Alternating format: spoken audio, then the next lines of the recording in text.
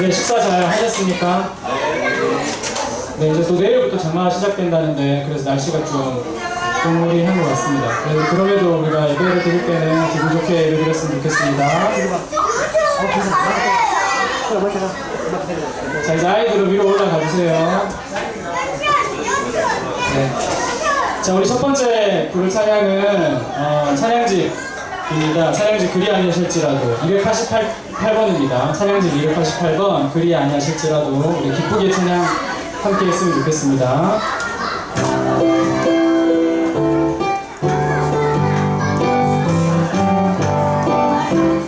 그리 아니하실지라도 감사해요. 주님 뜻을 믿기 때문이죠. 그리 아니하실지라도 사랑해요. 그리 아니하실지라도 사랑해요. 협력해서 선을 이루어요. 언제나 나를 향한 신실한 사랑, 우리를 향한 그 크신 사랑, 우리가 함께 높이며 주를 찬양해. 할렐루야. 하나님께 영광. 다시 한번 합시다. 그리 아니하실지라도 그리 아니하실지라도 감사해요. 주님 뜻을 믿기 때문이죠. 언제나 나를 향한 신실한 사랑,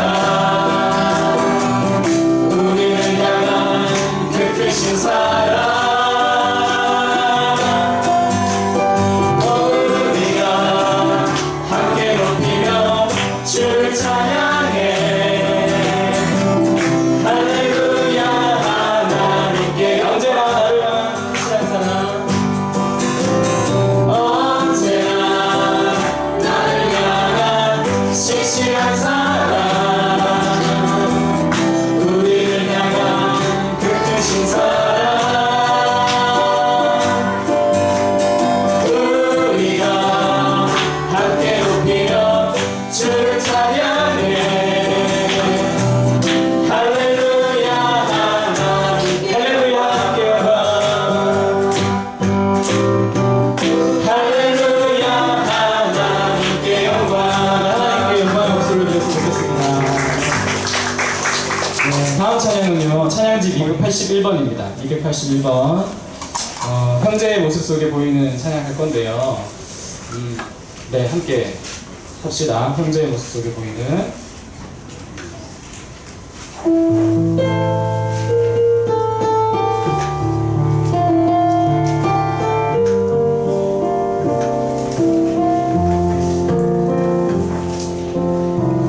형제의 모습 속에 보이는 하나님 형상 아름다워라. 존귀한 주의 자녀 됐으니 사랑하며 섬기리. 우리의 모임 중에 임하신 하나님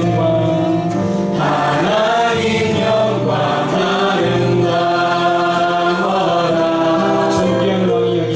존귀한 왕이 여기 계시니 사랑하며 섬기리. 아멘. 오늘 오전에 김인환 총장님 통해서 우리가 말씀을 들었었어요. 에스겔 말씀인데 들으면서 이제 우리가 왜 축복을 하나님께서 하실까 그러면서 느꼈습니다. 아, 성도가 참 중요한 존재구나. 하나님이 예수 그리스도를 핏값으로 하실 만큼 우리를 정말 많이 사랑하시고 축복하기를 원하시고 계속해서 우리를 불러 일으키기를 원하시는구나 라는 생각들을 하면서 제 스스로에게도 참 좋았지만 옆에 있는 성도들을 참 많이 생각하게 됐습니다. 지난주에 기억하실지 모르겠지만 제가 세 분의 집사님들을 칭찬 같이 해드리면서 참 분위기 좋았죠, 그렇죠? 네. 칭찬도 많이 해드리고 이분들이 지치지 않고 열심히 더 하실 수 있도록 격려해드렸던 것처럼 오늘은 그 칭찬 랠리 2입니다. 제가 이제 불러드리는 분들은 잠깐 계시면 자리에 일어나 주시면 됩니다. 정미랑 명예 권사님 계시나요? 여기? 오늘 안 계시나요 지금은? 부산 가셨어요. 아, 네, 부산 가셨어요. 그 다음 서건주 시무권사님 취임하신 분 일어서시고, 그 다음에 김은경 피택 권사님이시죠. 집사님이라고 부를게요. 제가 일단은 일어서주세요. 네, 그 다음에 김인숙 집사님, 성기 집사님, 엄경희 집사님, 임정욱 집사님, 장수미 집사님, 한혜진 집사님, 홍미숙 집사님. 누군지 아시죠? 피택 권사이신 분들 다 일어서시면 됩니다.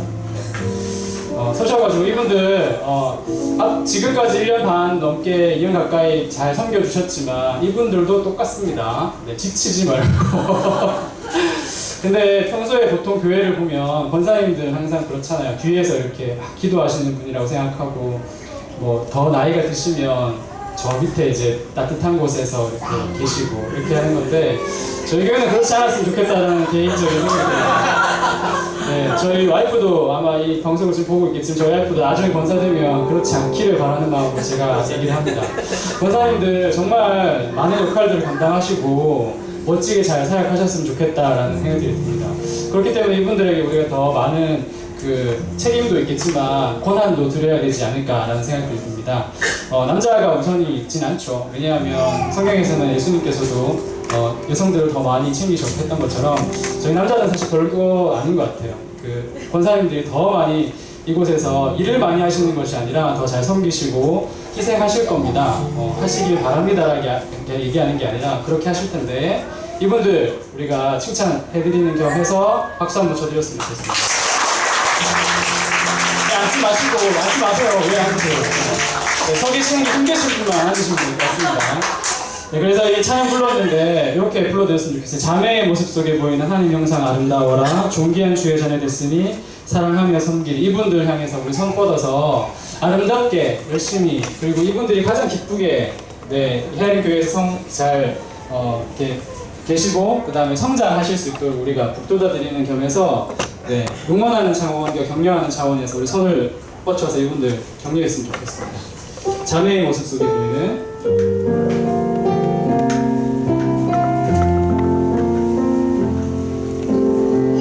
자매의 모습 속에 보이는 하나님 형상 아름다워라. 하나님 형상 아름다워라.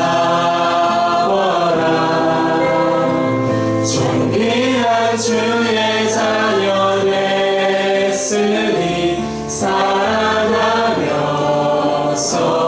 한 번 더 불러드릴 테니 좀 뒤로 돌아보세요. 뒤통수만 보면 안 되니까요. 속에 보이는 하나님 형상 아름다워라. 하나님 형상 아름다워라. 존귀한 주의 자녀 됐으니 존귀한 주의 자녀 됐으니 사랑하며 섬기리. 큰 박수로 응원했습니다. 저기 성규희 집사님 오셨는데 우리 박수라도 한번 쳐드렸으면 좋겠어요. 축복 못 받았으니까. 네, 그렇습니다. 다음 이제 찬양 할게요. 다음 주에는 또 한 번 더 있을 겁니다. 누군지는 잘 모르겠지만 제가 고민해서 세워서 이렇게 칭찬해드리고 격려할 수 있었으면 좋겠습니다. 다음 찬양은 지난주에 한번 쳤던 찬양인데요. 내 마음속 전부를 이라는 찬양입니다. 오늘 김인우 총장님 말씀 중에 제가 되게 딱 와닿았던, 임팩트 있게 와닿았던 단어가 한 게 있었어요. 그게 그거였었어요. 추잡스럽다. 그래서 제가 찾아봤어요. 저게 대구 사람들은 다 알아들을 수 있는데 서울 사람들 알아들을까? 그 네이버에 제가 물어봤더니 그게 표준어더라고요. 지저분하고 더러움이 많다 이렇게 나오더라고요. 그 추잡스럽다. 제가 정말 제 영혼이 참 추잡스럽다는 걸 이번 일주일 동안 참 또 많이 경험했던 것 같습니다. 왜냐하면 사람들 앞에서는 제가 잘 숨길 수 있을 것 같아요. 제 와이프한테도 숨기고 아이들한테도 숨길 수 있을 것 같은데 하나님 앞에서는 절대로 숨길 수가 없어서 너무나도 사실 부끄럽게 오늘 오전에 말씀을 들었고 한 주를 지내왔던 것 같아요.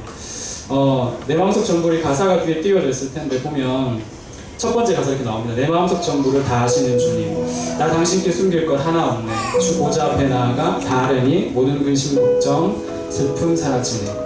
내가 어디에 있든 주 함께 하시네. 내가 서 있는 이곳 바로 천국. 주 보좌 앞에 나아가 나 절하니 주의 은혜와 사랑 넘쳐나네라는 가사입니다. 이렇게 들으시면서 나의 추접스러움을 떠올리시면서 부끄러워하시기보단 내 마음을 아시는 하나님이 늘 나와 함께 계시고 나를 축복해 마지 않으시는 그분을 우리 기뻐했으면 좋겠습니다. 이렇게 기도하는 마음으로 찬양할 때 하나님 온전한 경배드렸으면 좋겠습니다. 함께 합시다. 내 마음속 전부를 내 마음속 전부를 다 아시는 주님, 나 당신께 숨길 것 하나 없네. 주 보좌 앞에 나아가 다 하니 모든 근심과 슬픔 사라지네. 주의 맘에 주 내 맘에 계시고 나 주 안에 거하니 이 놀라운 사랑, 그 사랑 앞에 나 나아가 목소리 높여 찬양 드리네. 내 마음속 전부를 다 아시는 주님, 나 당신께 숨길 것 하나 없네. 주 보좌 앞에 나아가 다 하리니 모든 근심과 슬픔 사라지네. 주 내 맘에 늘 계시고 주 내 맘에 늘 계시고 나 주 안에 거하니 이 놀라운 사랑, 그 사랑 앞에 나 나아가 목소리 높여 찬양. 주의 맘에 늘 계시고 나 주 안에 늘 거하니 주의 맘에 늘 계시고 나 주 안에 거하니 이 놀라운 사랑, 사랑 앞에 나 나아가 목소리 높여 찬양 드리네. 그네 보좌 앞에 그네 보좌 앞에 나아가 경배드리네. 네, 마지막 찬양입니다. 마지막 찬양은 제가 대부분 이제 선곡을 할 때 늘 밤에 이렇게 하는데요. 그 전날 게을러서 빨리빨리 못해서 그렇긴 한데 찬송가입니다. 찬양집이죠. 네, 찬양집 276번입니다. 네, 제가 이게 옛날 찬양이라 분위기도 좀 리듬도 옛날 찬양이긴 한데 사실 어제 이거 선곡하면서 되게 사실 좀 울었었어요.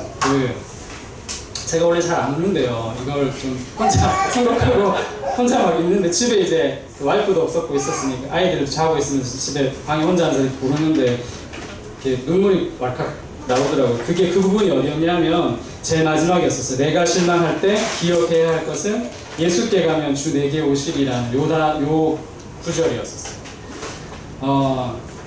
네, 뭐 제가 뭘 나누기보단 함께 찬양하면서 여러분들의 마음에 짐이 있다면, 그리고 어려움이 있다면, 힘듦이 있다면 예수께로 나아가서 우리가 그걸 위로받고 또 다시금 새 힘을 얻었으면 하는 마음으로 함께 했으면 좋겠습니다. 짐이 무거우냐?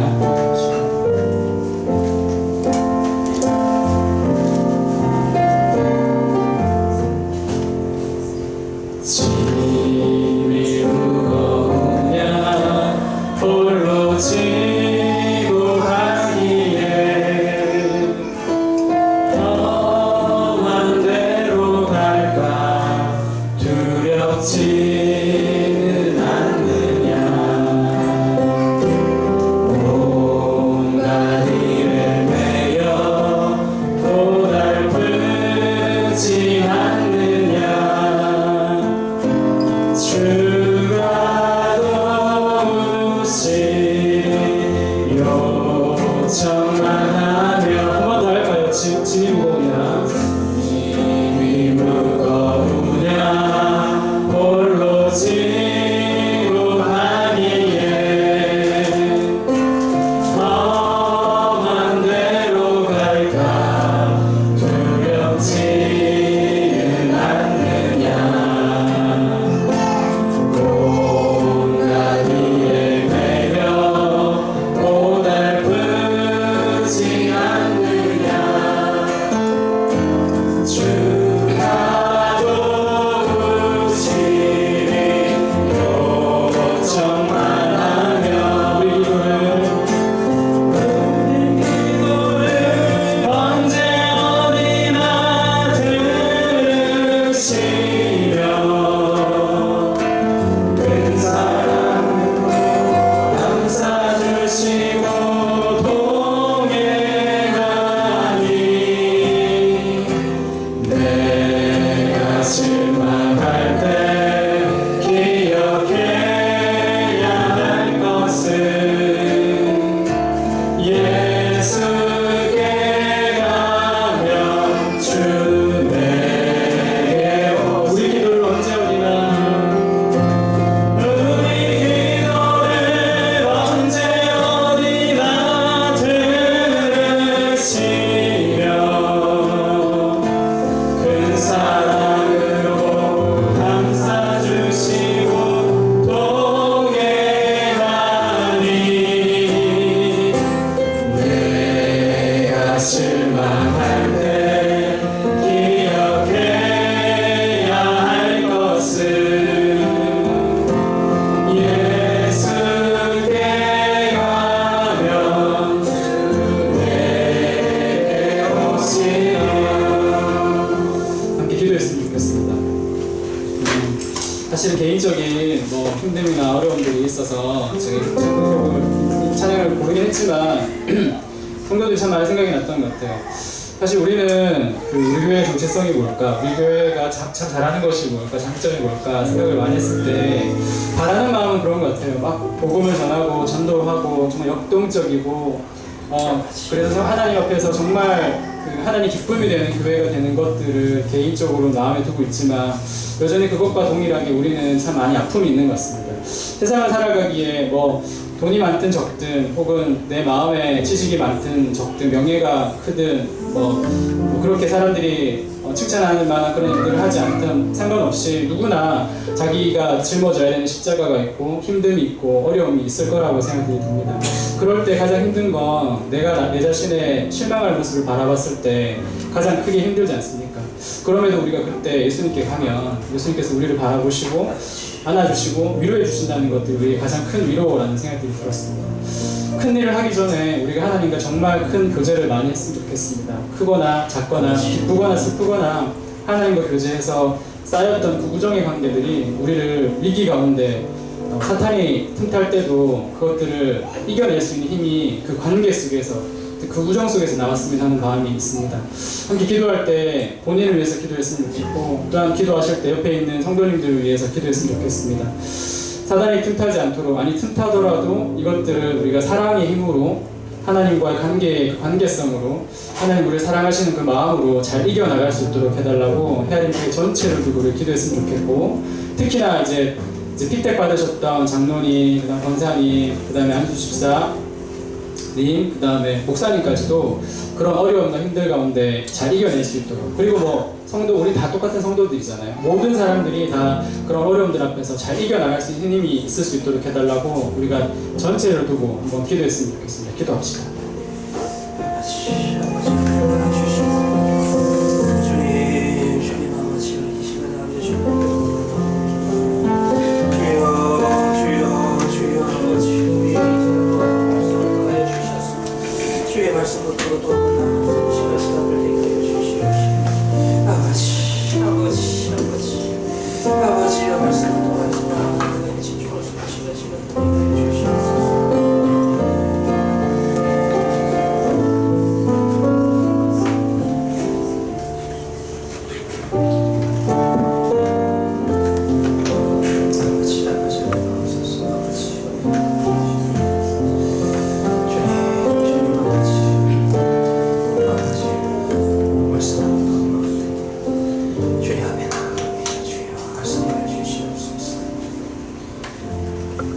하나님 아버지, 또 오전에도 우리에게 또 귀한 목사님을 통해서 다시 한 번 더 살아계신 하나님을 만날 수 있는 시간 주신 것 참으로 감사합니다.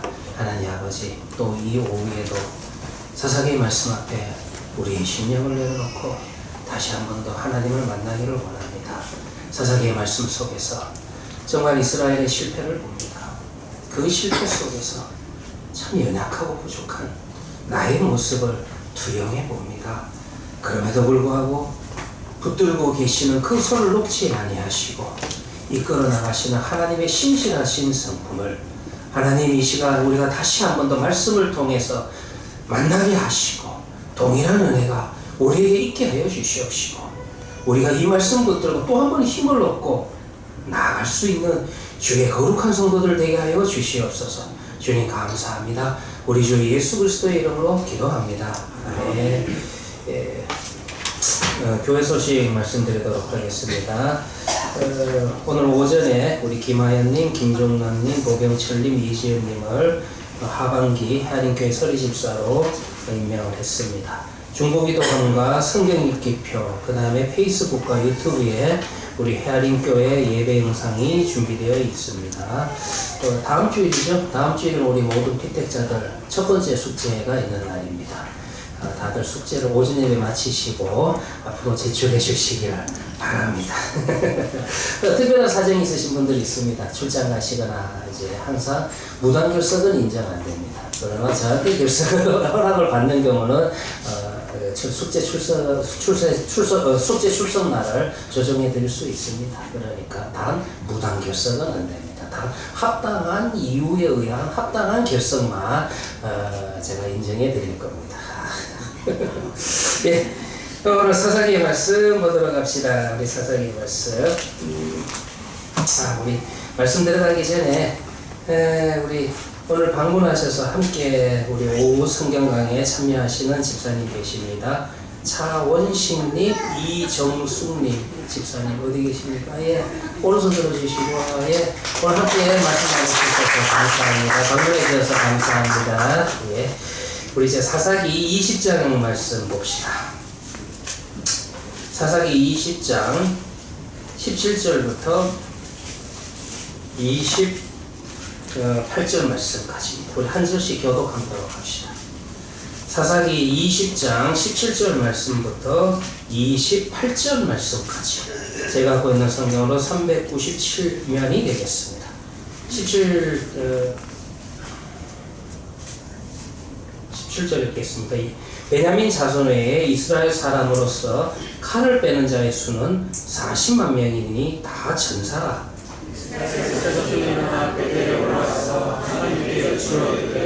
우리 중에 누가 먼저 올라가서 베냐민 자손과 싸우리까 하니 여호와께서 말씀하시되 내가 먼저 갈지니라 하시니라. 이스라엘 자손이 아침에 일어나 기브아를 대하여 진을 치니라. 이스라엘 사람이 나와 베냐민과 싸우려고 표정을 갖추고 기브아에서 그들과 싸우자 하매 베냐민 자손이 기브아에서 나와서 당일에 이스라엘 사람 22,000명을 땅에 엎드렸으나 이스라엘 사람들이 스스로 용기를 내어 하나님을 펼쳐서 다시 재능을 갖추려 하시니라. 이스라엘 자손이 올라가 여호와 앞에서 저물도록 울며 여호와께 여쭈어 이르되 내가 다시 나아가서 내 형제 베냐민 자손과 싸우리까 하니 여호와께서 말씀하시되 올라가서 치라 하시니라. 그때 이스라엘 자손이 베냐민 자손을 치러 나아가매 베냐민도 그 이튿날에 기브아에서 그들을 치러 나와서 다시 이스라엘 자손 18,000명을 땅에 엎드렸으니 다 칼을 빼는 자였더라. 이에 이스라엘 자손 모든 백성이 일어나가 베델에 이르러 거기서 여호와 앞에 앉아서 그날이 저녁으로 금식하고 번제와 제를 드리고 이스라엘 자손이 여호와께 물으니라. 그때는 하나님의 언약궤가 거기 있고 하나님의 손자의 일하는 우리가 그 앞에 계시고 섰다. 이스라엘 자손들이 여쭈기를 우리가 같이 나아가 내 형제 베냐민 자손과 싸우리까 말리까 하니 여호와께서 이르시되 올라가 내 가족을 내 손에 주겠다 하시니라. 아멘. 사사기의 말씀은 제가 계속해서 강조하고 있지만 17장부터 21장은 두 개의 이야기가 부록으로 붙어 있습니다. 연대기적으로 맞지 않는 이야기는 제가 지난주에도 말씀을 드렸고요. 두 개의 이야기의 공통점은 뭐냐면 두 이야기의 다 주인공이 누구냐면 제사를 담당하는 레위인이 주인공으로 등장을 한다는 것입니다. 그런데 첫 번째 이야기도 마찬가지고 두 번째 이야기도 마찬가지고 두 이야기에 등장하는 레위인은 레위인의 직분을 가지고 있지만 전혀 레위인답지 않은 모습을 보이고 있다는 거예요. 왜 이 이야기가 사사기를 끝을 맺으면서 부록으로 붙어 있을까? 이 시대가 이러한 시대다. 정말로 여호와 앞에서 자신의 소견에 옳은 대로 행하더라. 이스라엘 백성들이 하나님의 뜻에 의하여 살아가는 것이 아니라 그저 내 소견에 생각하는 대로 내 뜻대로 살아가는 시대라. 이것이 사사기라. 이것이 사사시대라. 그러니 예배를 담당하고 있는 레위인조차도 그런 모습으로 보여주고 있다는 거예요. 레위인조차도 이러하니 일반 백성들은 오죽하랴. 첫 번째 이야기와 두 번째 이야기에 여러분들 연관성은 또 뭐냐면 레위인이 두 주인공으로 등장하는 것도 연관성이 있고 결국은 여러분들 첫 번째 이야기는 미가의 신전. 이거는 레위인을 제사장으로 모셨지만은 뭐 계속 제가 말씀드리잖아요. 우리가 함께 17장과 18장을 읽어봤지만은 전혀 여호와 하나님을 섬기는 신전이라 말할 수가 없어요. 그런데 거기에서 모든 우상들을 다 모아놓고 제사를 드리면서 여호와 하나님도 그 중 하나일 뿐입니다. 그리고 레위 지파의 제사장을 제사장으로 세우는 것도 그저 신전을 이름을 높이기 위한 구색을 갖추기 위한 모습으로서 레위인을 모신 것 그 이상 그 이하가 아니었어요. 전혀 하나님 앞에 예배하는 그런 재단이 아니에요. 그래도 레위인이요. 나중에 여러분들 그 레위인의 정체가 나왔죠. 모세의 손자였잖아요. 모세의 손자임에도 불구하고 본인이 먹고 살기 위해서 그 이교적인 아주 우상숭배적인 미가의 신전의 제사장으로 취임을 합니다. 또 그 제사장을 단지파가 하나님이 주신 땅을 버리고 자기네들 임의대로 북쪽으로 올라가면서 그 제사장을 자기 지파의 제사장으로 데리고 가고 그리고 미가의 신전에 있던 모든 우상들을 성물들을 신전의 그 물건들을 다 또 뺏어가는 이야기가 여러분들 17장 18장에 기록되어 있었죠. 이 이야기 속에서 이 엉망진창인 이야기들 속에서도 여러분들 성경 읽어보시면 참 흥미로운 게 계속 하나님께 물으는 바예요. 하나님께 물으는 바예요. 이 단지 미가의 제사장들도 그렇고 그 다음에 단지파가 올라갈 때도 그렇고 우리가 올라가리까 우리가 이 땅을 차지하리까 그리고 제사장에게 물어보고 하여튼간 여러분들 표면적으로 읽어보면은 하나님이라는 이름은 끊임없이 계속 반복적으로 17장과 18장에도 여전히 등장을 합니다. 그런데 오늘 오전에도 총장님이 이야기하신 것처럼 이름이라고 하는 것은 그 사람과의 인격적인 구약에서 하나님의 이름을 부른다라고 하는 것은 하나님과의 인격적인 관계 속으로 친밀한 관계 속으로 들어가기 위해서 이름을 부르는 거예요. 여러분들 우리 이름도 역시 동일하죠. 아마 우리나라 사람들 치고 문재인 대통령, 문재인 이름을 모르는 사람은 없습니다. 그렇다고 해서 여러분들 여기 앉아 계시는 분 가운데 있을지는 모르겠지만 저는요 대통령을 한 번도 만나본 적도 없어요. 실물을 본 적도 없어요. 항상 본 것은 텔레비에서만 봤습니다. 그래서 제가 여러분들 그래도 하나도 모르는 사이이지만은 친밀한 관계가 아님에도 불구하고 문재인이라는 이름은 알아요. 그런데 여러분들 내가 문재인 이름을 안다? 내가 문재인 씨와 친하다.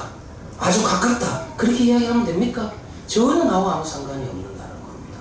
여기에서 여러분들 17장과 18장에서 하나님의 이름은 끊임없이 등장을 하는데 그 하나님과 언약 백성으로서 하나님의 은혜를 받은 이스라엘 백성들과의 그 관계성은 전혀 인격적인 관계성이 아닙니다. 전혀 여러분들 친밀하다, 친하다 그렇게 볼 수 있는 여지가 전혀 없어요.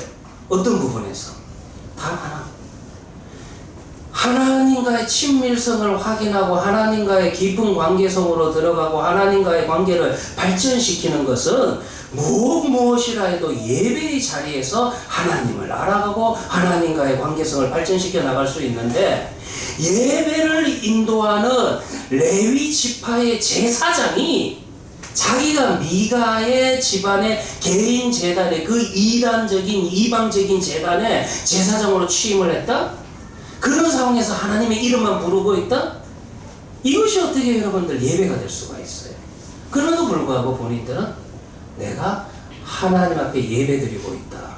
자기 좋은 방법대로, 하나님이 원하시는 방법으로 하나님 앞에 나아가는 게 아니라 소견에 좋은 대로, 그죠? 소견에 좋은 대로, 내 뜻대로 하나님 앞에 나아가는 방법도 내가 정해놓고 또 하나님의 뜻도 자기가 정해놓고 이것이 하나님의 뜻이다. 사실 여러분들 성경을 읽어보시면 끊임없이 단지파나 미가의 집안 사람들이나 레위인에게 계속해서 하나님의 뜻이 뭐냐라고 물어보지만 거기에서 정말 그들이 하나님의 뜻을 알고 싶어서 묻고 있는 거예요? 아니잖아요.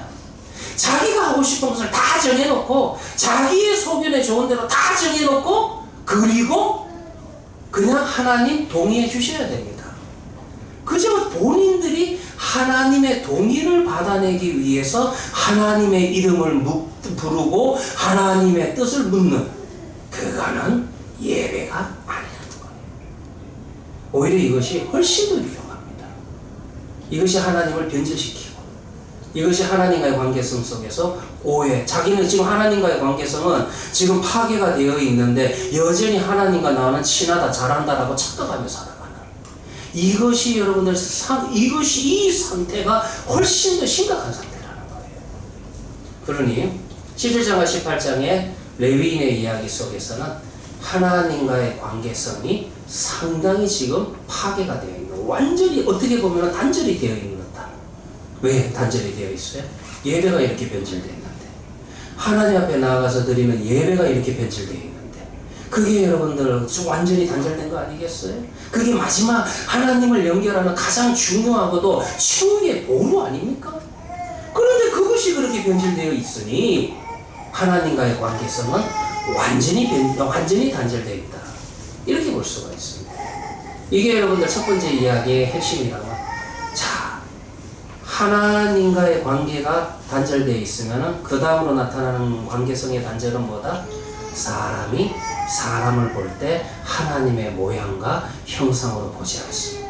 오늘 오전에도 총장님 하셨던 말씀처럼 그 말씀과 연결해서 좀 말씀을 드린다면, 결국 여러분들 우리가 하나님의 부르심을 받아서 하나님의 언약 백성이 된 자들은 정말 내가 하나님의 모양과 형상으로 창조된 것도 알아야 되고, 그리고 우리 공동체의 모든 사람들을 하나님의 모양과 형상으로 섬길 줄도 알아야 되는 거예요.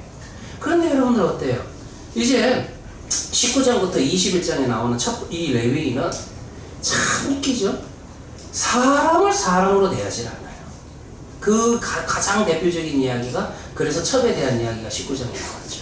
조금 반복을 하고 복습을 한다면은 이 레위인은 첩이 있었다. 그런데 이 첩이라는 단어도 좀 고민해 봐야 된다라고 이야기했어요. 원문적으로 볼 때 이거는 첩으로 번역하는 거는 순전히 한국적인 용어고, 하인보다는 높은 존재, 집에서 일하는 하인보다는 높은 존재, 아니면은 이제 혹시라도 본처가 아이를 못 낳았을 때, 그거는 첩이 될 겁니다.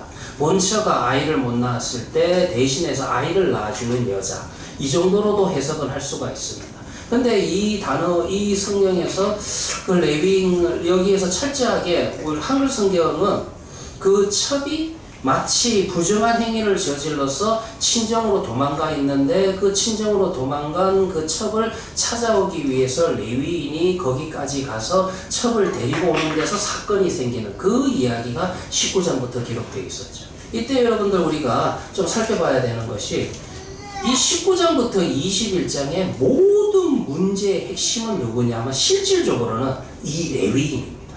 성경에 우리 개역개정에 번역된 대로 첩의 남편이 되는 레위인이 정말 심각한 문제입니다. 물론 여러분들 강간을 한 기부와의 불량배도 심각하지만 이 이야기의 흐름 속에서 여러분들 17장부터 21장의 흐름 속에서 지금 우리가 주목해서 봐야 되는 사람은 누구라고요? 레위인이에요. 첫 번째 이야기에서도 레위인이 이거밖에 안 됩니다. 두 번째 이야기도 그러면 동일하게 뭡니까? 레위인이 자기 집에 자기의 아내를 대하는 모습도 이거밖에 안 돼요. 하나님과의 관계가 끊어졌으니 사람과 사람과의 관계가 이 공동체가 깨어지는 언약 공동체가 깨어지는 모습을 적나라하게 보여주는 것이 19장부터 21장의 결과론적인 이야기라는 거예요. 그래서 여러분들 우리 개혁개정을 좀 고민을 해야 되는 게 첩이라고 번역한 것도 고민이 되지만 그 첩이 부정한 행위를 저질렀다라고 하지만 전혀 여러분들 원문적으로 볼 때는 그렇게 해석할 수 있는 여지가 없어요. 그냥 남편이 아내한테 여자한테 그 여자에게 화를 냈다. 아주 이 화를 냈다. 자라라고 하는 동사는 이거는 여러분 좀 폭력적인 화를 내는 겁니다. 그러니 개혁개정도 여러분 개혁개정보다는 제가 지난번에 말씀드린 것처럼 좀 더 다시 한 번 더 세 번역이 좀 더 낫다라고 이야기했는데 19장 2절을 이렇게 좀 번역할 수 있습니다. 그러나 무슨 일로 화가 난 그 여자는, 그리고 여기에 무슨 일로 화가 난 이게 좀 더 맞아요. 오히려 이 여자도 첩이라 번역하는 것보다는 아내라고 번역할 수는 없지만 그냥 여자라 번역하는 게 낫습니다. 그 여자는, 그러니까 무슨 일로 화가 난 그 여자는 그를 떠나 유다 땅의 베들레헴에 있는 자기 친정집으로 돌아가서 석 달 동안이나 머물러 있었다. 이제 이렇게 번역하는 게 좀 더 원문에 맞는 그와 같은 번역인 것을 알 수가 있고요. 이야기를 이제 지난 시간에 했던 이야기니까 좀 건너뛰어서 아무튼 종과 레위인이 나귀를 몇 마리 데려갔다고요? 몇 마리 데려갔다고요? 2마리. 그것도 생각해 봐야 되죠. 아니 그 여자를 장인어른을 하고 만나가지고 다시 데려올 생각을 했으면 나귀를 몇 마리 데려갔어야 되는 겁니다. 3마리. 그래서 여러분들 성경에 보면은 성경에서 계속해서 나귀가 몇 마리라는 게 기록되어 있죠. 2마리, 처음부터 의도적으로 2마리를 데리고 떠났더라. 그리고 2마리 나귀에 짐을 싣고, 그리고 나귀에 보니까 그 여자가 탄 것 같지도 않아요. 또 19장을 읽어보시면은 계속 누가 대화를 하냐 하면은 레위인과 종이 대화를 합니다. 그러니 여러분들 나귀 2마리가 있었는데 레위인이 타고 종이 타고 여자는 어디 있다? 여자는 제가 볼 때는 나귀도 못 타고 뒤를 따라가는, 이것이 하나님과의 관계가 끊어지니까 사람을 여러분들 사람으로 보지 않고, 아니 하나님의 모양과 형상으로 보지 않게 되면 당연히 여러분들 사람을 어떻게 보냐면은 그냥 물질, 돈으로 보는 거예요. 그때 당시 고대운동의 여러분들 문화는 여자가 여러분 하나의 재산이었기 때문에, 자기 집에 속해 있는 재산이었기 때문에 재산으로 보는 거지. 그러니까 여기에서 이 레위인이 장인어른에게 가서 그 여자를 찾아온 것도 정말로 미안한 마음으로 가서 미안한 마음이 들어서 찾아온 건지, 아니면은 돈이 아까워서 찾아간 거예요. 돈이 아까워서 찾으러 간 건지, 우리가 이것도 한번 좀 생각해 봐야 된다는 거죠. 아무튼 여기에서 여러분들 19장부터 21장에 나오는 레위인은 자기 집안에 속해 있는 여자도 사람으로 보는 것이 아니라 하나의 물건, 하나의 물질로 보는 그런 왜곡된 시각을 가지고 있는 거예요. 자, 여러분들 이제 대충 그림이 나오죠? 하나님에 대한, 하나님 앞에 드리는 예배가 왜곡되어 있으니 그 결과는 당연히 뭐로 나타난다? 그 결과는 당연히 사람에 대해서도 왜곡된 형상을 가지고 있다. 사람을 하나님의 모양과 형상으로 창조된 인간으로 보지 않는 그런 왜곡된 생각으로 사람을 대하는 모습이 나온다는 거예요. 이게 누구에게도 나타난다? 놀랍게도 레위인이 이렇다는 거예요. 그러니 나머지는 어떻다? 나머지는 볼 것도 없다. 이것이 사사시대다. 그런 이야기를 하고 있는 것입니다. 참 또 여기서 그 증거가 그 예루살렘을 지나가게 되죠. 예루살렘을 지나가는데 이때는 아직 예루살렘이 이스라엘 땅이 아닙니다. 여부스 족속들이 점령을 하고 있어요. 좀 나중 이야기지만 이 여부스 족속을 쫓아내고 예루살렘을 이스라엘 땅으로 만든 사람은 사무엘서에 보면은 다윗이 그 일을 해요. 그러니까 그때 돼야지 이 예루살렘이 다윗의 성이 되는 거지. 이때까지는 예루살렘은 여부수 사람들이 차지를 하고 있는 것입니다. 여기는 이방 땅이니까 이제 이 레위인과 종과 나귀를 탄 레위인과 종과 그 다음에 나귀들을 열심히 헥헥거리며 따라가고 있는 그 여자, 그렇게 하면 해서 3명이죠. 이 3명이 이제 이 예루살렘에는 머물 수가 없고 어디를 가게 되냐면은 그래도 베냐민 지파, 이스라엘 12지파 중에 하나인 베냐민 지파. 자 보세요. 여기서 보면은 결국은 하나님과의 관계가 깨어지니까 공동체가 깨어지는 거예요. 그래도 최소한 레위인과 그 레위인의 일행들은 예루살렘을 지나고 예루살렘을 지나고 베냐민 지파의 기브아 사람들이 사는 곳에 갔을 때 우리가 이제 안심된다. 우리가 여기에서 머물자. 이런 생각을 하게 된 결정적인 동기는 그래도 여기는 베냐민 지파 땅이니까. 그래도 여기는 이스라엘이니까. 근데 이 생각 자체가 완전히 잘못된 생각이었죠. 여기에서 머물다가 사건이 생깁니다. 그 기브아의 사람들이 불량배라, 성경에서 불량배라, 이들이 나와서 레위인을 나오라 합니다. 여기서 여러분들 잘 보셔야 되는 게 이 사건은 소돔과 고모라의 사건하고 거의 동일해요. 이거 보면은 얼마나 도덕적으로 부패하고 타락했는가를 성경이 보면은요, 소돔과 고모라가 왜 그렇게 하나님 앞에 오래 참고 인내하시고 자비로우신 사랑이신 하나님께서 얼마나 참고 참았다가 심판을 하는 이야기가 창세기에서 소돔과 고모라 이야기인데, 왜 소돔과 고모라가 심판받아 마땅한가? 다른 이야기는 없어요. 딱 하나죠. 뭐냐 하면은 그냥 동성애에 대한 이야기. 그거 하나 가지고 소돔과 고모라가 심판받아 마땅하다라고 여러분들 창세기에도 기록되어 있는데, 오늘 여러분들 사사기서를 읽어보면 베냐민 지파에 속해 있는 기브아 사람들이 놀랍게도 그 나그네, 그 손님으로 온 레위 사람을 주인에게 내놓으라고 합니다. 우리가 그와 상관하리라. 상관한다는 말은 상관계를, 이거는 여러분 원문적으로 다른 뜻이 없습니다. 그냥 알고 그냥 차 한 잔 마시면서 친하게 지내보겠다 이런 뜻이 아니에요. 그냥 성관계를 가지겠다. 그러니까 여러분들 동성애에 지금 만연되어 있다. 오히려 여러분들 이방 땅은 위험하다라고 생각해서 베들레헴을 지나쳤는데, 예루살렘을 지나쳤는데, 오히려 여러분들 자기네들 베냐민 지파의 땅에서 이런 황당한 일이 벌어지게 되는 거예요. 이런 폭력적인 사태가 벌어지게 됩니다. 더 슬프고 안타까운 것은 그 집주인이나 레위인이죠. 집주인이 어떻게 딜을 해요? 참 롯의 모습하고 똑같습니다. 창세기에 나와요. 아이들은 내 손님이니까 내줄 수 없다. 내 딸을 주겠다. 이 방법도 여러분들 이해가 되십니까?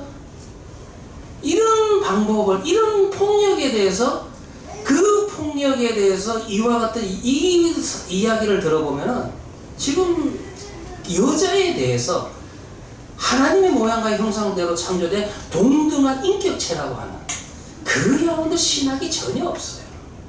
하나님의 창조 신학이 하나도 없는 사람이에요. 이게 무슨 레위인이고, 이게 무슨 이스라엘 하나님의 언약 백성이라고 이야기할 수 있어요. 그럼에도 불구하고 집주인은 내 딸을 내놓겠다. 그리고 더 안타까운 사람은 레위 사람입니다. 지 살겠다고. 자기 그 여자를 성경에 보시면 붙잡아. 정확하게 번역하면 그냥 안 나가려고 했던 거예요.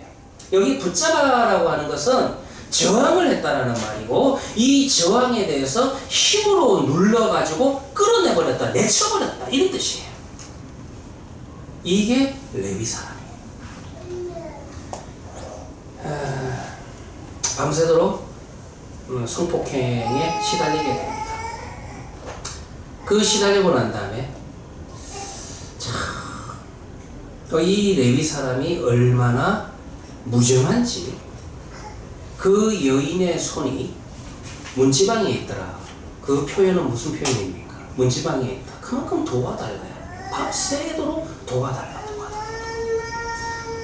아마 그렇게 부르짖었을 거예요. 그럼에도 불구하고 이 레위인은 아침이 되니 지금 문지방에 손을 대고 누워있는 여자를 보고 그 여인을 보고 일어나라. 그럼 빨리 가야 된다. 한 줄로 나와요. 정말 성경이 아마 하고 싶은 말씀이 많았을 건데 성경이 때로는 이렇게 이런 사건 속에서 간단하게 한 문장으로 지금 내용을 전개하는 때가 좀 있어요. 그거는 뭐다? 하나님도 정말 아이고 할 말이 없다. 정말 할 말이 없다. 일어나라. 가라. 빨리 가자. 그런 이야기야. 이게 여러분들 레위인의 모습이에요. 근데 여기서 제가 지난주는 이 해석을 제가 좀 고민을 많이 했는데 한 주간 제가 다시 한번 본문을 좀 많이 봤습니다. 제가 확신이 왔기 때문에 여러분들과 좀 나누고 싶은데 이 19장 28절입니다. 한번 여러분 성경 찾아볼까요? 19장 28절 우리 성동 집사님이 이성동 집사님 한번 읽어주시기 바랍니다. 19장 28절입니다. 그에게 이르되 일어나라 우리가 떠나가자 하나 아무 대답이 없는지라 이에 그의 시체를 나귀에 싣고 행하여 자기 곳에 돌아가서 예, 우리 한글 성경에 보면은 그의 시체를 나귀에 싣고라고 이렇게 번역을 했어요. 그런데 원문을 보면 시체라는 단어가 안 나와요. 없는 단어예요. 영어 성경이 오히려 NIV가 좀 더 정확하게 번역을 했는데 The man put her. 그냥 여러분들 여자라 그녀를 이렇게 합니다. The man put her on his donkey. 그러니까 그 여자를 나귀에 올렸다. 그 이야기래요. 그리고 여러분들 그 다음 절 제가 29절을 보면은 그 집에 이르러서는 칼을 가지고 자기 첩의 시체를 거두어 여기서도 여러분들 29절에도 시체라는 단어가 원문에는 없어요. 제가 이거를 참 고민을 많이 했습니다. 이게 개역개정에는 계속해서 시체라는 번역을 하고 있고 한글로 번역된 성경들은 캐톨릭하고 같이 사용하는 공동 번역도 다 죽음이라는 단어, 시체라는 단어를 써요. 근데 원문에는 없는 단어고 더 원문에 없기 때문에 영어 성경 NIV 때로는 NIV가 또 더 정확한 번역이다 그런 뜻은 아니에요. 때로는 우리 한글 성경이 NIV보다 더 정확하게 번역할 때도 많아요. 그런데 영어 성경을 여러분들 보시면은 그 영어 성경에도 시체라는 의미의 단어는 영어 단어는 하나도 안 나옵니다. 어느 번역본을 봐도. 좀 더 정확하게 번역하면은 그 여자를 붙잡고 이게 정확한 번역이에요. 붙잡았다라는 단어 여러분들 어디서 봤던 것 같죠? 19장에 붙잡았다는 단어가 어디서 나옵니까? 19장에 붙잡았다는 단어 한 번 더 나옵니다. 동일한 단어가 25절이죠. 무리가 듣지 아니하므로 그 사람이 자기 첩을 붙잡아 그들에게 밖으로 끌어내매 이때 붙잡았어요.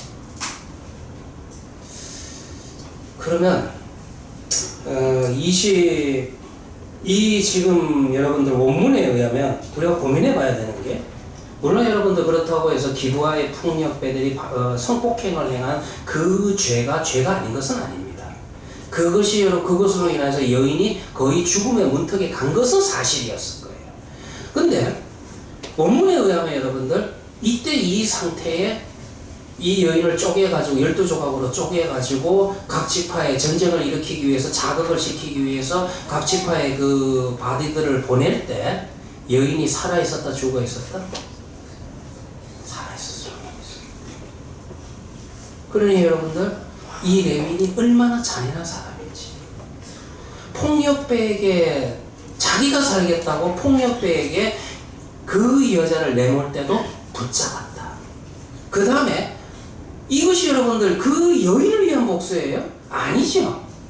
자기 자신의 자존심에 상처를 입었기 때문에 자기 자신을 위해서 복수를 하기 위해 그래 여러분들 각 이스라엘 지파를 선동을 하고 복수하겠다고 선동을 할 때도 이게 얼마나 끔찍한 행동입니까?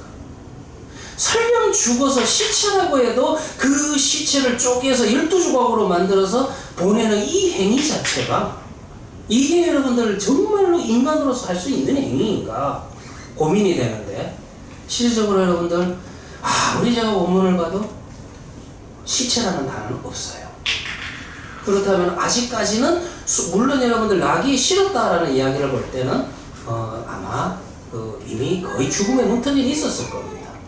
그래도 숨이 붙어 있을 때 그 여자를 붙잡았다. 여기 이야기 방금 전에 했죠?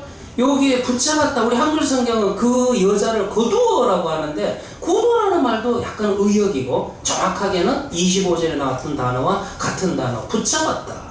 붙잡았다는 단어는 힘을 써서 폭력적으로 제압을 하는. 여자를 죽인 건 누구일까요? 여자를 죽인 게 정말 기브아의 불량배가 죽인 겁니까? 아니면 레위인이 죽인 겁니까? 레위인이 죽였을 확률도 원문적으로 볼 때 상당히 있다는 거예요. 여기에서 여러분들 전쟁을 일으키기 위해 거짓말도 이야기하죠. 물론 여러분들 기브아의 불량배들은 처벌받아야 됩니다. 그들의 죄의 처벌을 받아야 돼요. 정의로운 하나님의 심판이 임해야 됩니다. 그런데 그 복수를 하기 위해서 나를 죽이려 했다. 자기 그 여자를 여자의 몸을 쪼개가지고 12조각으로 온 이스라엘 지역에 보내서 사람들을 자극시키고, 그리고 거기에다가 한 말로 더해가지고 나를 죽이려 했다. 사실은 죽이려 한 건 아니에요. 50호 100호인지는 몰라도 우리가 그와 상관하리라. 성폭행을 하겠다는 말이었지, 물론 여러분들 죽이는 것과 성폭행하는 것과 50호 100호는 맞습니다. 그러나 여러분들 나를 죽이려고 했다 하면서 전쟁을 일으키게 된다는 겁니다. 이게 레위인의 모습이에요. 더 한심한 거는 이제 그 시체를 보고 난 다음에 이스라엘의 지파가 군대를 일으킵니다. 이제 오늘 읽었던 본문을 보시면 몇 만이 모였다? 군대로 40만이 모였다. 여러분들 지금까지 사사기를 읽으면서 사사기에서 이스라엘이 군대를 일으킨 것은 외부의 대적을 대항하기 위해서 군대를 일으켰는데, 이제 사사기의 마지막 이야기를 보시면 이스라엘 백성들이 40만이나 군대를 일으켰는데 이것이 외부의 대적과 전쟁을 하기 위해서 군대를 일으킨 게 아니라 누구와 전쟁하기 위해서? 같은 언약 공동체인 베냐민 지파와 전쟁하기 위해서. 참으로 비극적인 모습입니다. 성경은 하나님의 은혜를 받은 이 예배 공동체가 외부로부터 대적에 한 번도 여러분들 심각하게 이야기한 적이 없어요. 성경 전부 다를 보세요. 항상 문제는 어디에 있습니까?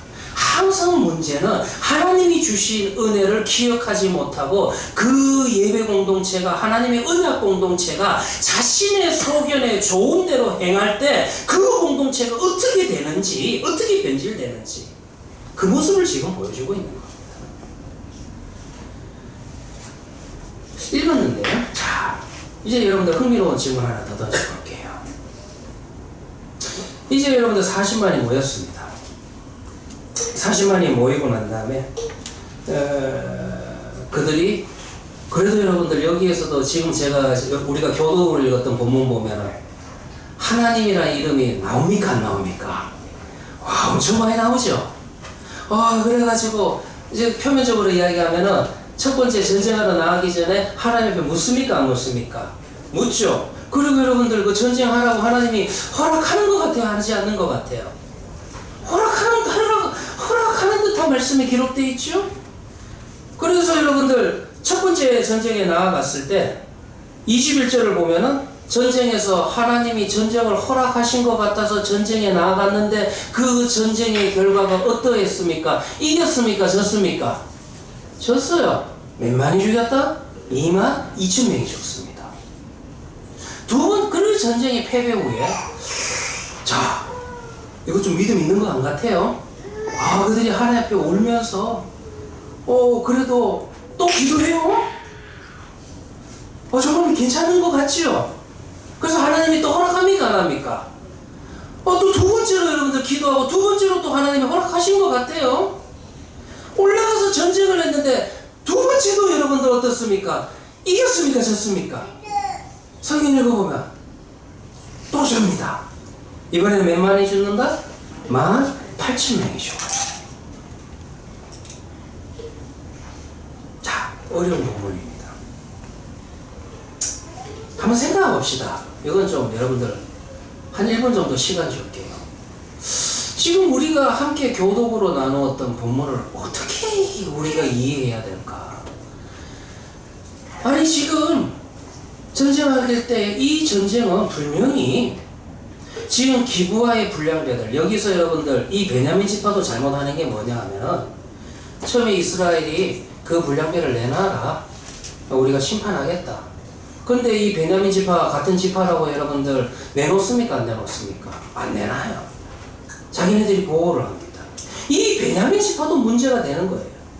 결국 여러분들 하나님이 중심이 되지 않은 공동체는요, 우리가 흔히 그런 공동체들은 어떤 공동체가 될 수밖에 없냐면 혈통적인, 인종적인, 민족적인 유대관계가 서로 좋고 서로 도움을 줄 수 있는 그와 같은 그 관계로 변질될 수밖에 없고, 그런 공동체는 하나님이 중심이 되지 않는 그런 공동체는 결국은 이런 관계성이 혈통, 인종적인, 민족적인 유대관계가 하나님의 말씀보다 우선이 될 때 그 공동체 자체가 우상이 되는 거예요.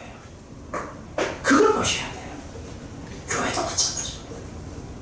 교회도 여러분들 하나님의 말씀이 중심이 되고 하나님의 뜻이 중심이 돼야 되는데, 그거 하나님을 빼버리고 여러분들 교회라는 이름 속에 그 건물 속에 매주 모인다고 해서 예배가 되지 않는다는 거예요. 오히려 여러분들 그 교회가 뭐가 될 수 있다? 그 공동체와 그 예배가 하나님이 보시기에는 우상이 될 수 있는 거예요. 그러니 하나님께서 아모스 선지자를 통해서 이스라엘 말기에 말씀을 주셨을 때, 야, 솔로몬의 성전 허물어, 그렇게 이야기하는 거야. 왜? 오히려 이 성전이 하나님과의 관계성을 오해하게 만드니까. 우리는 예루살렘에 여호와의 성전이 있으니까, 우리는 하나님의 언약 백성이다, 우리는 안전하다, 이런 잘못된 의식을 가지고 있으니 하나님은 선지자를 통해서 그 성전 허물어버려, 부셔버릴 거야. 제가 알고 있는, 전부 다는 아니겠지만 고대 근동의 신화 속에 나오는 신들 가운데서 신이 자기를 섬기는 신전을 부수고 거기를 떠나가는 이야기는 단 한 군데가 없습니다. 어디에만 있다? 하나님의 말씀 속에만 있어요. 여기서 여러분들 베냐민 지파가, 이거는 여러분들 언약 공동체가 아니에요. 이거는 여러분 하나님의 말씀보다, 하나님의 뜻보다 자기네들의 그 혈족 관계, 혈통 관계, 이거를 더 중요하게 합니다. 그러니 여러분들 그 공동체 역시 하나님이 보시기에는 우상이 되는 거고, 처음 시작은 기브아의 불량배로 인하여서 시작이 됐지만은 이제 여러분들 누가 전부 다 심판의 대상이 된다? 베냐민 지파 전체가, 그 공동체 전체가 하나님의 심판의 대상이 되는 거예요. 그런데 자, 내 생각을 좀 하고 계십니까? 자, 이제 고민해 봅시다. 우리가 지금 오늘 읽었던 본문들 20장에 17절부터 28절을 어떻게 이해해야 될까요? 분명히 여러분들 표면적으로는 하늘에 엎드려 전쟁을 위해 하나님의 뜻을 묻습니다. 앞에 있던 이야기랑 참 비슷해요. 단지파랑. 우리가 이미 하나님이 주신 땅이 있는데 그 땅을 버리고 북쪽으로 가면서도 우리가 가면 되면, 이미 가면서도 가면 됩니까? 전쟁하면 전쟁에서 이기겠습니까? 묻는 척하는 거예요. 그 이야기를 머릿속에 담아두시고 오늘 본문도 베냐민 지파와 전쟁을 할까요? 근데 오늘 이야기는 한 수 더 뜹니다. 앞에 이야기는 미가의 제사장이 하나님이 허락하셨다, 자기 뜻은 하나님의 뜻인 것처럼 이야기하는 걸로 나오지만, 오늘 본문을 보면 하나님이 직접 말씀하시는 걸로 보입니다. 하나님이 허락하시고 올라가라, 쳐라. 근데 져요. 또 두 번째도 올라가라, 쳐라, 또 져요. 한 1분 정도 생각해 봅시다. 이걸 어떻게 해석해야 될까요? 이 본문을 통해서 지금 우리는 하나님께서 무엇을 우리에게 말씀하고 있는가, 무엇을 가르쳐주고 있을 것 같아요. 아니 이 부분을 지금 어떻게 해야 됩니까? 하나님이 그러면 사기를 치시는 거예요?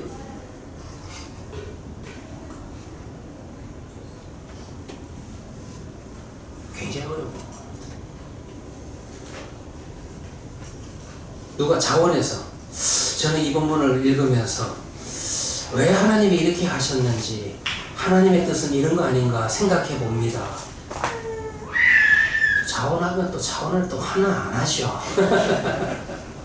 네. 우리 이제 장서진 집사는 자기 시킬 것 같아가지고 제 얼굴을 가리고 있는데 장 집사 안 시킬게, 걱정하지 마. 네. 오늘 한번 시켜봅시다. 도윤 집사님 한번 어떤 것 같아요? 이걸 우리가 어떻게 지금 이 부분을 우리가 어떻게 이해해야 될 것 같아요?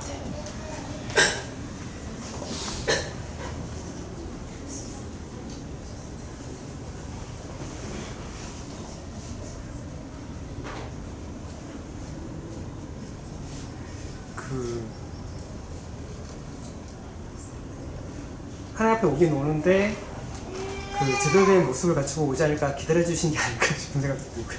하나님 기다리고 계십니다. 네. 한 80점은 됩니다. 80점 돼요. 하나님이요, 여러분들 꼭 하나님 앞에 나와서 기도할 때에 그가 원하는 대로 이루어주고 하나님을 만나게 하는 방법도 있지만, 이 본문을 보면요, 하나님이 때로는 원하는 대로 해주시는 게 아니라 원하는 반대로 일을 진행하시면서, 이거를 여러분들은 어떻게 표현할 수 있을까요? 고통과 아픔과 실패라, 그렇게 이야기할 수 있겠죠. 오히려 여러분들 그와 같은 실패를 통해서 하나님과 더욱더 가깝게 하는 겁니다. 이런 방법이 성경에 잘 나오진 않는데 오늘 제일 선명하게 나오는 본문이 바로 이 본문입니다. 일단 여러분들 볼 것 같으면은 이 20장도 시작을 할 때 보시면 1절을 보시면은 이 40만이 모일 때 여호와 앞에 모였다. 마치 17장과 18장을 읽는 것과 같은 비슷한 이야기죠. 이야기 같아서 보니까 하나님의 말씀에 하나님의 뜻에 충성스럽게 모인 것 같아 보이는 겉모습으로는 표현을 합니다. 또 2절에도 볼 것 같으면 하나님의 백성 총회 앞에서 굉장히 여러분들 하나님 중심으로 모인 것 같아요. 그런데 이 일의 진행 과정을 보세요. 이게 하나님 앞에 정말로 모인 게 맞아요? 아니잖아요. 20장 18절을 우리가 읽었지만은 이 20장 18절을요 1장 1절하고 한번 비교를 주셔야 돼요. 여러분 사사기 1장 1절을 한번 찾아봅시다. 사사기 1장 1절입니다. 1장 1절을 보면 사사기가 이렇게 시작했죠. 여호수아가 죽은 후에 이스라엘 자손이 여호와께 여쭈어 이르되 우리 가운데 누가 먼저 올라가서 가나안 족속과 싸우리이까. 2절에 보면 여호와께서 이르시되 유다가 올라가라. 유다가 선봉이 되어서 유다 지파가 이스라엘 지파를 이끌어라, 이런 뜻이에요. 이때는 여러분들 사사기 1장은 어떻게 시작했습니까? 누구랑 전쟁하기 위해서 여러분들 유다 지파를 지도자로 세웠어요? 가나안 족속과 싸우기 위해서 유다 지파를 지도자로 세웠어요. 그런데 이 같은 문장이 어디에 나오냐면 오늘 읽었던 20장 18절에 나오는 겁니다. 20장 18절에 보면은 자 보세요. 이스라엘 자손이 일어나 베델에 올라가서 하나님께 여쭈어 이르되 우리 중에 누가 먼저 올라가서, 여기서 근데 놀라운 갈로가 요게 바뀌었죠. 가나안 족속이 아니라 누가? 베냐민 족속. 베냐민 족속은 누구예요? 이스라엘 12지파 언약 공동체 아니에요? 이들이 지금 하나님한테 묻는 게 뭐를 묻고 있어요? 이거는 물으면 됩니까? 안 됩니까? 이거는 물으면 안 돼요. 언약 공동체 안에서 싸우기 위해서 누가 그러면 이 전쟁의 지도자를 리더로 올라가면 되겠습니까? 이거를 지금 묻고 있는 거예요. 자, 1장 1절은 분명하죠? 1장 1절은 하나님께서 아브라함 때에 이미 그 땅을 약속으로 주신 땅입니다. 그럼에도 불구하고 그 약속의 말씀을 붙들고 그래도 구해야 되니까 하나님 앞에 구하며 그 약속의 말씀을 붙들고 나아갈 때에 주시는 응답은 그 응답은 바른 응답입니다. 제대로 된 응답이 나올 수밖에 없어요. 이미 주신 약속의 말씀이니까. 그런데 여러분들, 하나님의 말씀 가운데서 너희들이 내전을 일으켜가지고 언약 공동체 안에서 싸워도 된다? 전쟁해도 된다? 그렇게 이야기하신 말씀이 있습니까? 없습니까? 하나님은 그런 말씀을 주신 적이 없어요. 그런데 지금 이들이 뭐를 물었어요?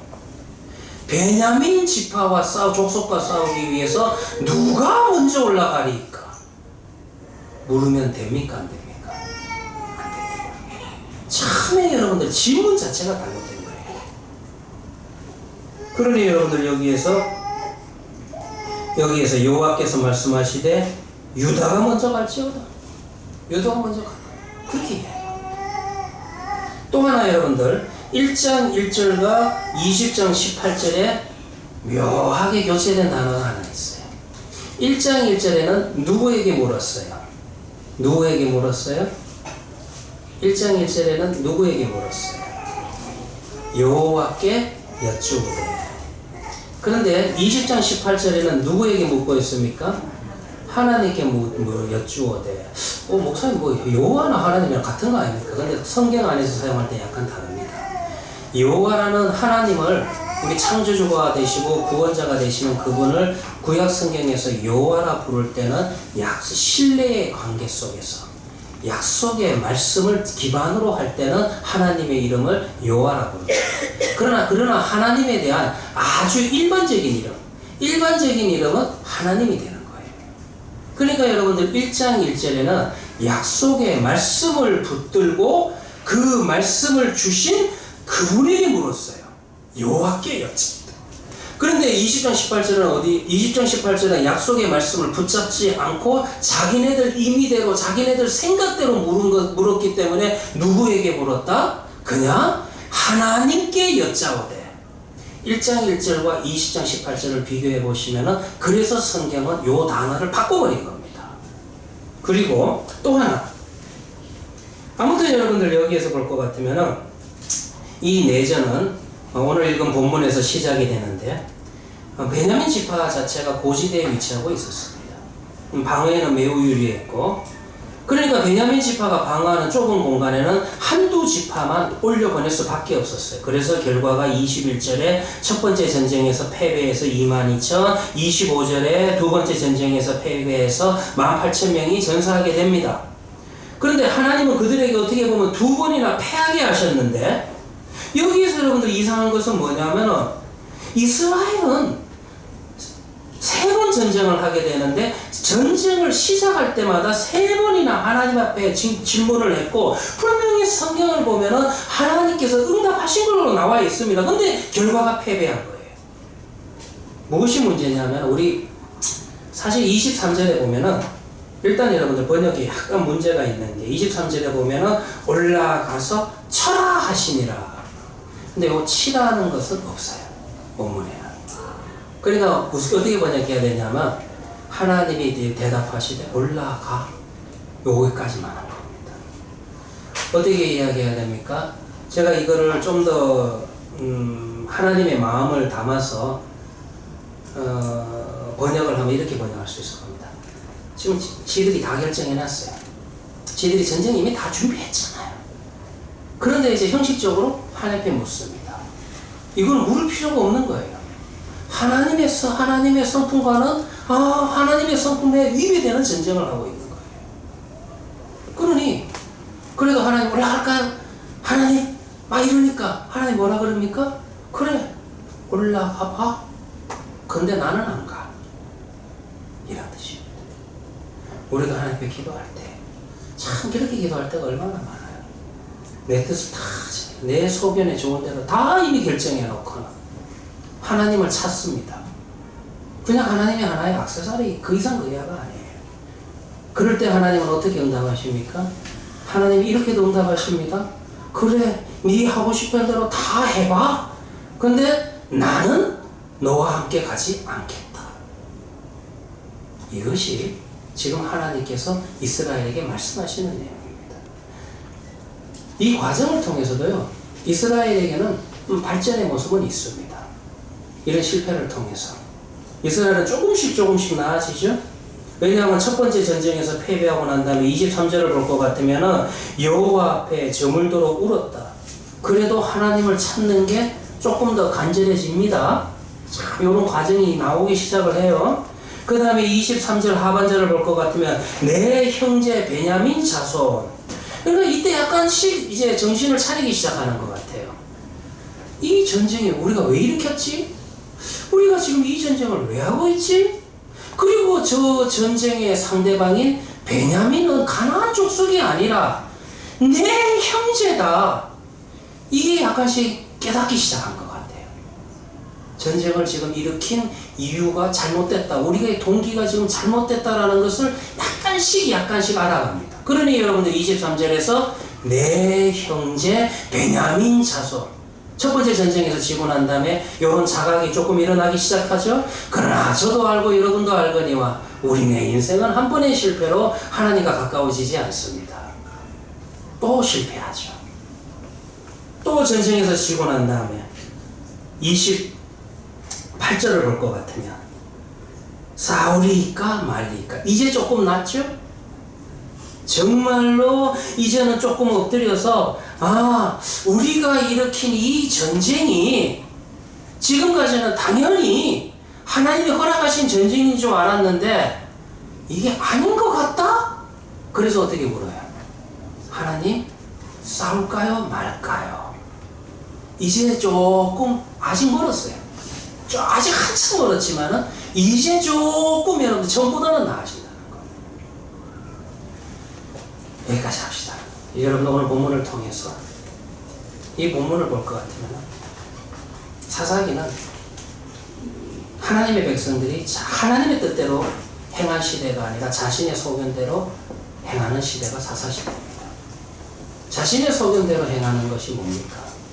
이 두 개의 부록에 너무나도 잘 나와 있어요. 예배도 내가 원하는 방식으로 예배드립니다. 그리고 오늘 본문 속에서 역시 여러분들 전쟁을 일으킴에도 그냥 자기네들이 이미 다 전쟁을 할 거면서 그냥 하나님의 뜻을 묻는 척 합니다. 자기가 다 계획 세우고 자기가 하고 싶은 대로 다 하고 그러면서 하나님 앞에 묻는 척 합니다. 기도했다라고 생각해요. 그래도 신앙생활 하면서 여러분들 내 기도했다 그런 말 조심하셔야 돼요. 기도했다 해놓고 하나님의 뜻입니다. 그래 놓고 여러분들 나의 뜻을 공동체에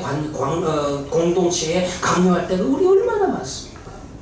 정말 우리 해안교회 안에서는 그와 같은 여러분들 강요는 하지 않는 그 공동체가 되기를 바랍니다. 정말 여러분들 오히려 그럼에도 불구하고 하나님 은혜 주시는 게 또 나오죠? 그 은혜는 어떻게 나타납니까? 실패를 통해서.